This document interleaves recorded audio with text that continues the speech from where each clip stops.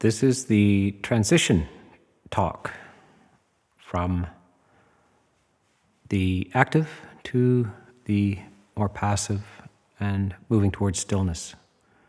And we do this through this rarely talked about element called passaddhi, which we could translate as tranquility. But I want to emphasize the importance of the structure of the 7 factors and how you can use them just in a practical way. And in fact, how you do use them in your practical life. You may not have noticed this or understood the system. Lots of people live in a very unsystematic way. They have chaotic schedules. So they sleep at random hours. They pad around till all hours of the night. They eat at the wrong time. They sleep at the wrong time. So chaos in their lives. So there's some order to the 7 factors, and you can apply this to your life, and you can find in your life that you may have been applying this kind of thing. So I like to talk about the idea of gardening, and so a project which begins in the morning. So after you've had adequate sleep, you rise, then you have breakfast, you might have your coffee.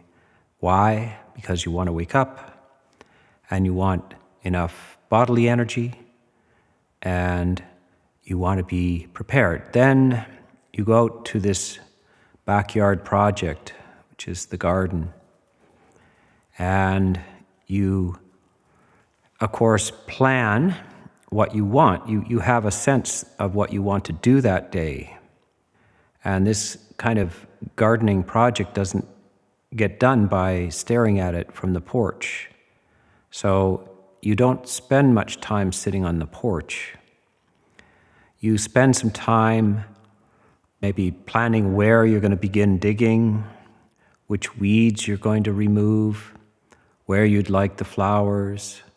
There may be brute work of just wheeling wheelbarrows around, or there might be refined work of trimming off petals that have advanced in age, and you want to just make the remaining flowers beautiful. The work can be fine, delicate, or heavy, muscular kind of work. But what you do is you work all morning. Morning is nice since you have your primary energy, and then you work into the afternoon. And there's sweat involved, there's activity involved, there's thought, there's planning involved. And then after all of this is done, then in the late afternoon you go inside and you have a shower, you might eat something, drink something, rehydrate, and then you come back out onto the porch and you sit down on the porch looking at your work for the day. You see how much progress you've made. And it's a satisfying experience. Now that you've rinsed off the dirt and the sweat, the activity and the energy is not something you regret. It's a joyful type of activity. So that description of the morning and afternoon of work and activity and planning and so forth are the first 4 factors of 7 factors of awakening. They are mindfulness. Mindfulness is directed attention to the project that you have chosen. So you're not distracted by things. You actually have decided to garden that day. You're not split in your decision.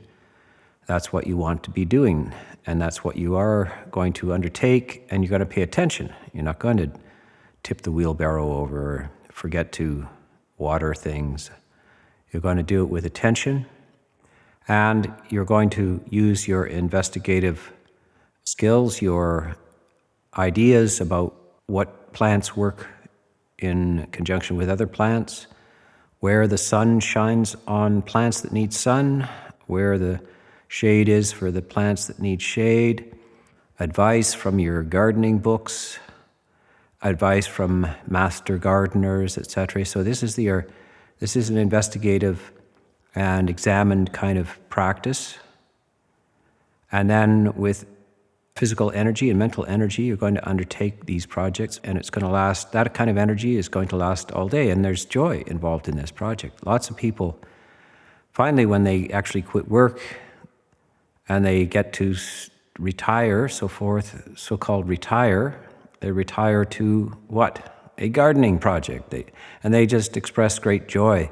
The great joy in their life is the backyard, it's the vegetable garden, the orchard, flower gardens, various things. They can talk about it. They delight. Even when they talk about it, they smile. So there's joy in this. So these are the first 4 of the 7 factors.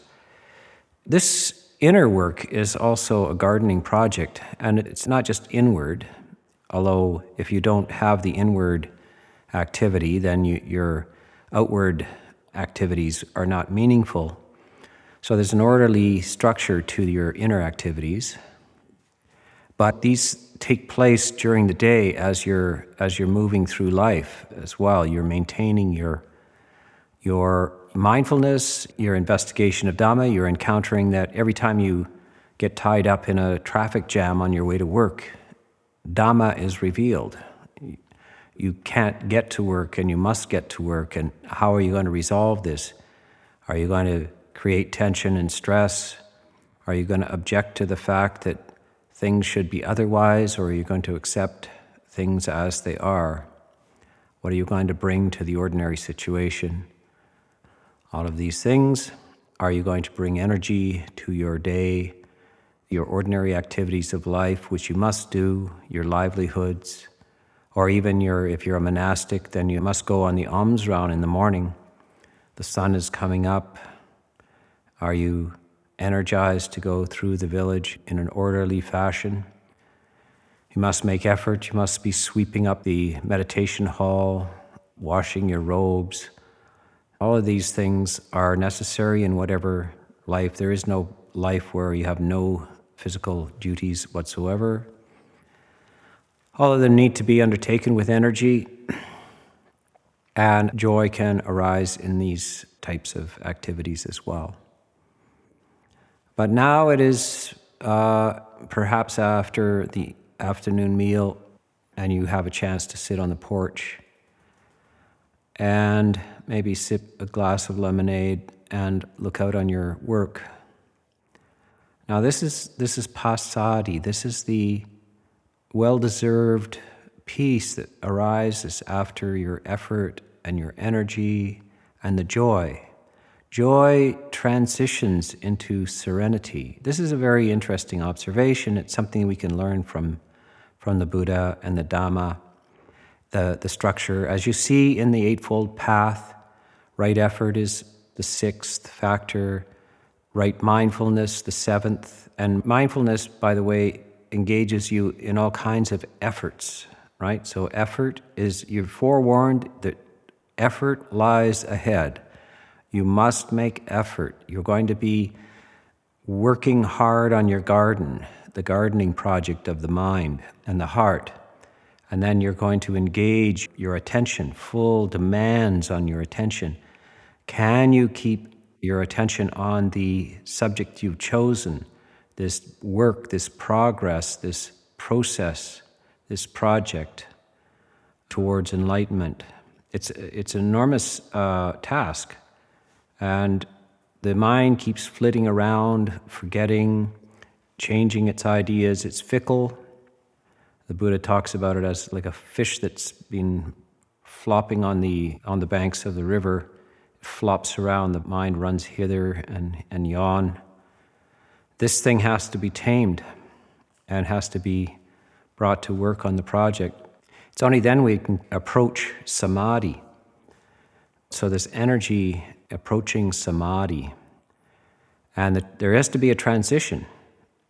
So the transition goes from this energetic and joyful states to a more peaceful condition where your mind can actually collect. So you're sitting there with your lemonade, looking out, smiling, and you feel like you well deserve it. Now, if you'd done that, if you had started in the morning just sitting on your porch looking out, you would have drifted off, you would have crawled over to the hammock and spent some hours swinging back and forth, mostly asleep. You can't go directly to that state of peace without passing through energy and effort and structure and reflection. Otherwise, the energy is not enough. So if you remember, I talked about the relationship between samadhi or concentration and energy. These are the balance of the 5 faculties. The 5 faculties are faith, energy, mindfulness, concentration, and wisdom. Energy and concentration are balanced with the center of the teeter-totter being mindfulness. Mindfulness is keeping an eye on these two. They need each other.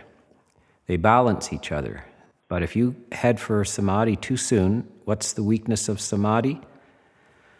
Lethargy, sleepiness, drowsiness, heaviness.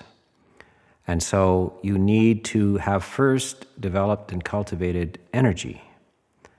This is sometimes surprising to people who go to monasteries and are looking for a very, very peaceful kind of situation. Yet they often find it's quite active, energetic, and people are energetic. They're up late in the evening and they're up very early in the morning. There's a lot of energy, and there's also joy there. Lots of joy, smiles, etc. Sense of lightness, humor perhaps. So this is a requirement. It's not just a solemn stillness, because if you attempt to get there too soon, you instead will encounter just drowsiness, sleepiness, and you might even get depression. You may give it low grade kind of experience.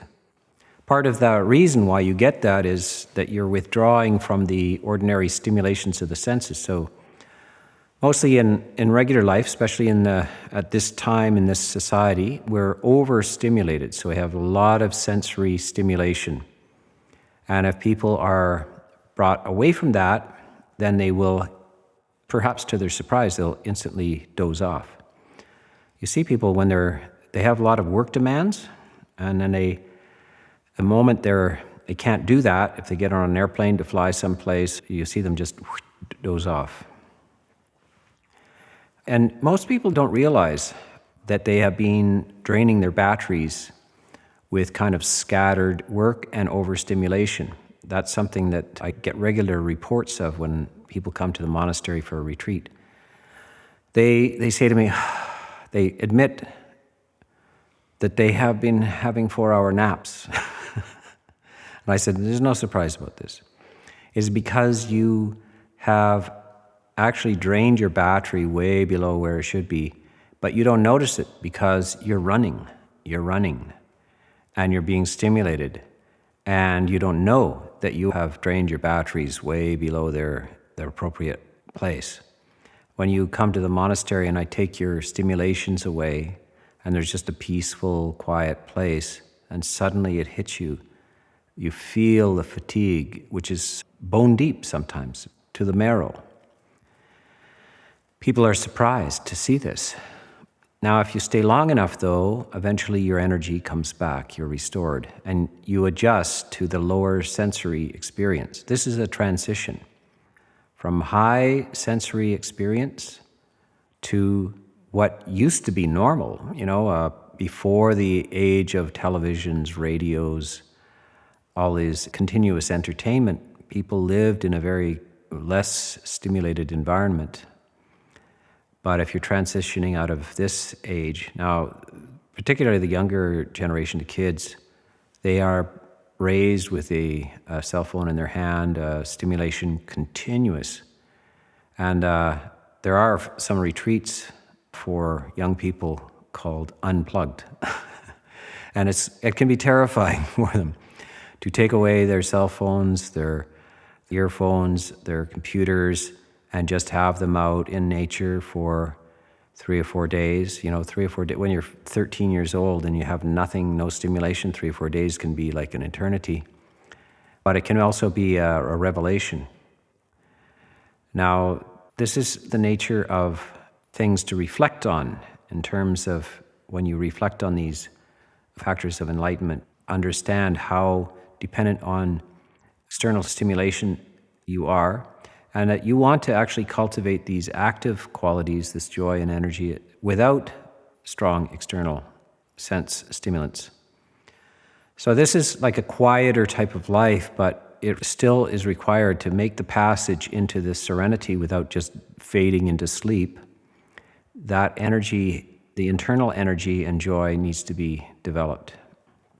When you go to retreats, again, as I give them here, I spend a good deal of time in the first few days just encouraging people to go outside, walk around, get some light in their eyes, some wind on their face, the experience of nature, but not to succumb to sleepiness and nodding off, because you might think that you've been meditating, but actually you've just been nodding off. So it's much better that you spend the first while finding energy, but also getting enough sleep. So this is sometimes overlooked in retreats, is that people are expected to get up at 4 o'clock in the morning if they're not used to it, and they somehow just instantly fall into a schedule which monks follow, but it's not appropriate. So this is the nature of the inquiry. Who are you? What's your lifestyle? What kind of things do you need? Because people are individuals, and so what is beneficial? Which comes first, deep stillness or energy? And in fact, as you see, it's usually energy, and it is required, strangely enough, if you want serenity, you have to go through energy and joy to get there. So we come to this passaddhi, this fifth factor of the 7 factors of enlightenment, and it's the bridge. It's the transition before we can get into this samadhi. Samadhi is the 6th factor, and it's the 8th factor of the Eightfold Path. And it is daunting. People are quite amazed to find out how little control of the mind that they have. The first time they go to a meditation retreat, they're astonished to find how wildly out of control their mind is, how little capacity they have to control it, how it rambles and roams and won't stay for a minute. And quite often they feel that they are the only ones that this occurs to. I assure them in the interviews that everybody else is going through the same thing. It's very rare to be a virtuoso of the mind. People with high accomplishments come to meditation retreats. They can be neurosurgeons or concert violinists or neuroscientists or rocket scientists, whatever, and they cannot, the type of concentration which has gotten them through university and gotten them good jobs in intellectual practice is not adequate for meditation. They're not in the same league. This is a special demand on attention. And it's an extraordinary demand, and that's the Buddha gives you these exercises because if you want to go towards what is supernormal, you're going to have to do supernormal practice. And it is indeed frustrating. So, by the way, if you're listening to this and you've had frustration with your meditation, you're normal. Yeah, but you're not supernormal. So you want to transition between normality and supernormality, and it's done not by miracles, not by magic pills or anything like this. It's done by discipline and exercise. But discipline and exercise are not grim. It's not grim exercise. In fact, it can't be done. You can't get to a sense of lightness, joy, and peace through grimness. So in fact, strangely enough, you have to do the work, but it has to be accompanied by joy. It is not a grim exercise. It has to be a joyful exercise. So it is that same spirit that people bring to their garden. They sweat a lot out there. They perspire and they get a lot of work done, but somehow they report it as a joyful experience. So it's only with this joyful experience that you can get to this passaddhi, this transitional phase. And quite often this is overlooked. There is no discussion of this. There is discussion usually of mindfulness and then a discussion of samadhi, concentration. But there is this intermediate state.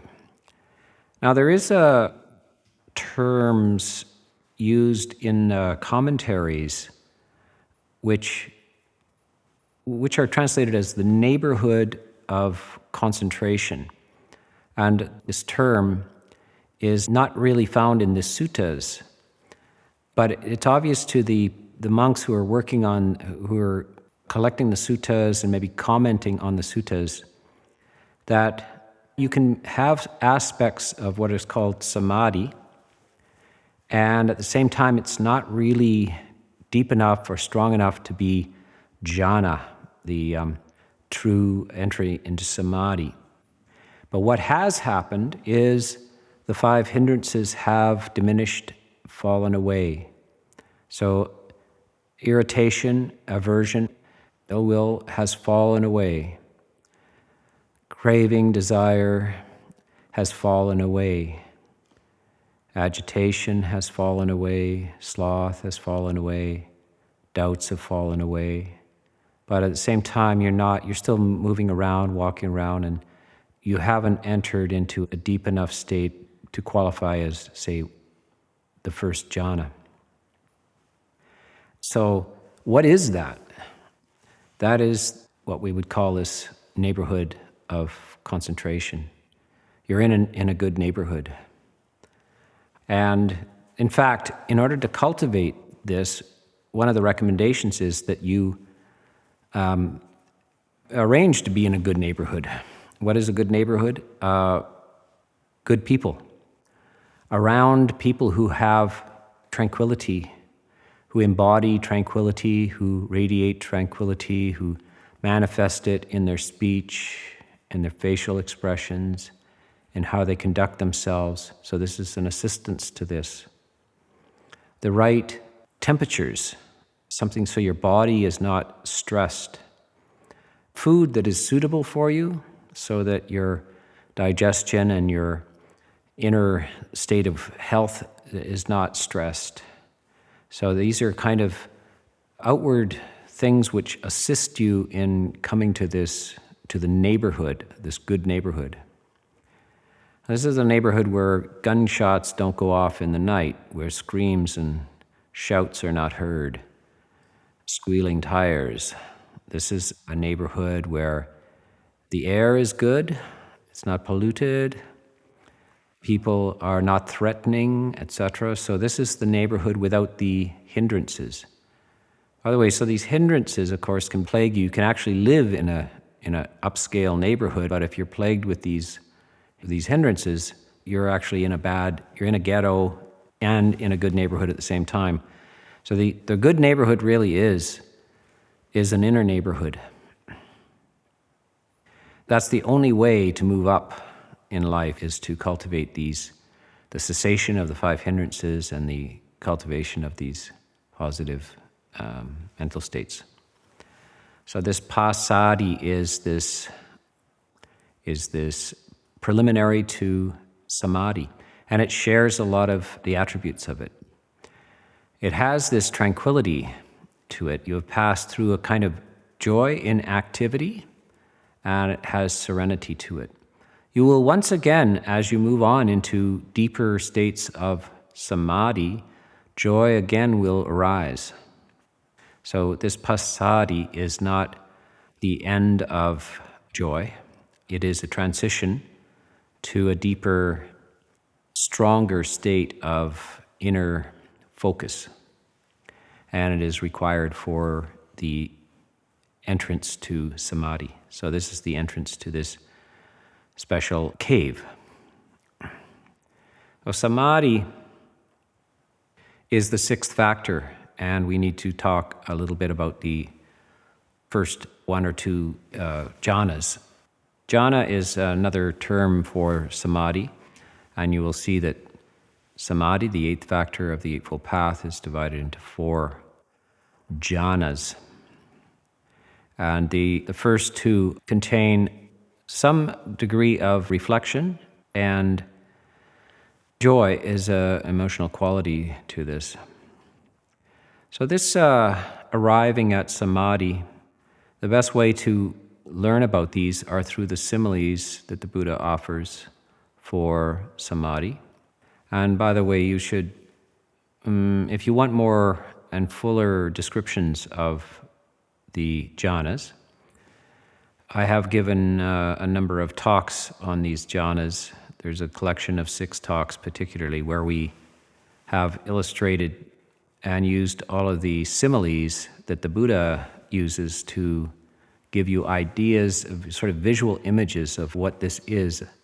You see, the mystery of your inner states. How can you talk about your inner states or another person's inner states? You don't have access to other people's minds. And the type of experiences that are exclusively mental and emotional, we have words for them, but how do we express them? How do we know what we're talking about? How do we know that we're sharing an experience that another person has? How do we know that? Well, we use these images from the external world, the similes from the external world, to try to give us an idea of these things. Just in the same way that art is a reflection of that. So you'll see beautiful landscapes with impressionistic feeling, and it's not really to give you a photographic image of the landscape, it's to give you the artist's emotional experience within the landscape. The same with portraits and other types of art. They are to point to inner experiences through outward means.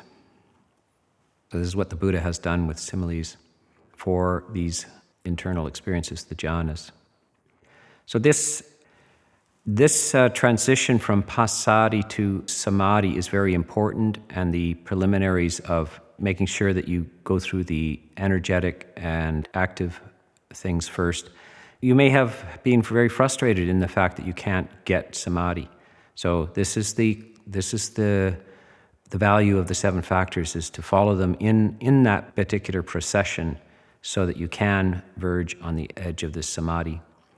Some things have been left out which are included in the larger Eightfold Path, and that is that you can't have any of these things if your virtue is sullied, if your behavior in regular life is outside the bounds of what we would call virtue. If your speech and your action are non-virtuous, you're going to have a wall between you and the ability to attain a state of tranquility or deep samadhi.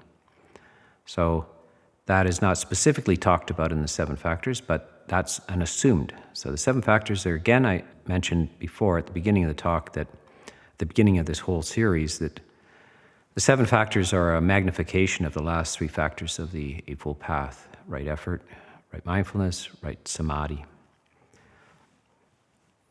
So we arrive at samadhi, and the factors in the first jhana are applied and sustained attention, and we sometimes translate it as thought. So the Pali words are vitakka and vichara.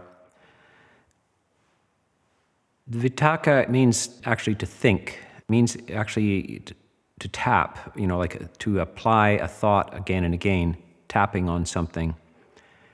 The simile that the commentaries give is that a bee comes and circles a flower. So the circling of the flower is the vitakka, the applied thought. The landing on the flower is the engaged attention, so vichara.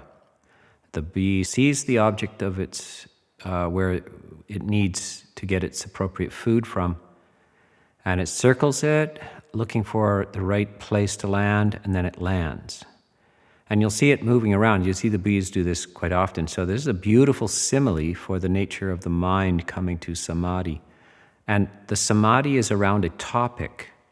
And there are lots of topics that this applies to. The first jhana can be the cultivation, say, of loving kindness, of compassion, of sympathetic joy.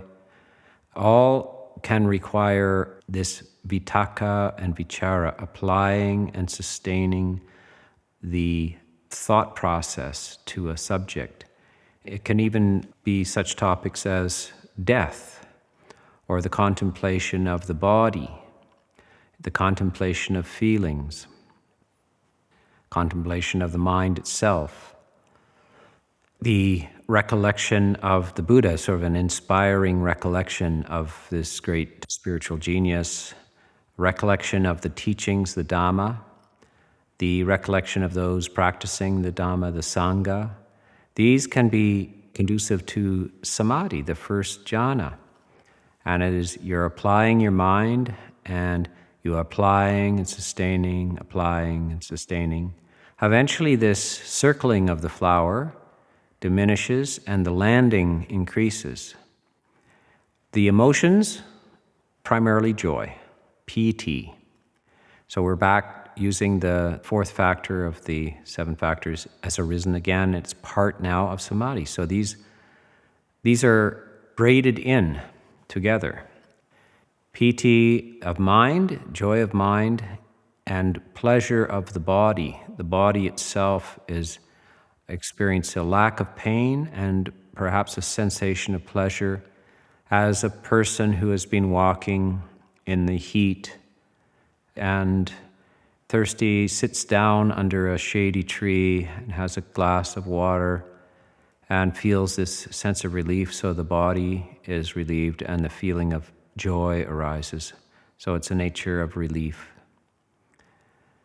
You have settled down and you feel that you're not restlessly wanting to go anywhere, you're actually enjoying being there. So this is the transition to samadhi. You're actually fully, very, very present, and there's no sense of wanting to be anywhere else. When the mind transitions and this vitaka, this circling the flower, diminishes, then the vichara, the landing on the flower, increases. And finally, the bee has landed on the flower and is collecting the pollen. And that's now that circling and landing no longer occurs, and an increased stillness comes over the mind. There's no element of thought processes. You move away from the activity of thought, but you're still fully conscious, highly lucid, energized. So energy has kept over into the samadhi. Remember, we established ourselves in energy so that we wouldn't just drift off into sleepiness. This jhana is very, very still, very, very quiet, but it's not conducive to going to sleep. That's that primary energy, but it's very refined energy now. It's not a coarse energy, very refined energy. So this is the nature of the first 2 of the jhanas and the nature of samadhi itself. And so you see this transition from passaddhi into which the passaddhi has 5 things missing. It has the hindrances missing. It has some of the lighter elements of the first jhana there present. Vitaka, vichara, applied and sustained thought, joy, ease of body, and wholehearted interest. So the last factor of the jhana is called ekagata, sometimes translated as one-pointedness, but we want to avoid the idea of too much laser-like focus. That tends to give you a headache, and lots of people will have a kind of a little tension headache between their eyes trying to focus, but it's more the focus of a camera.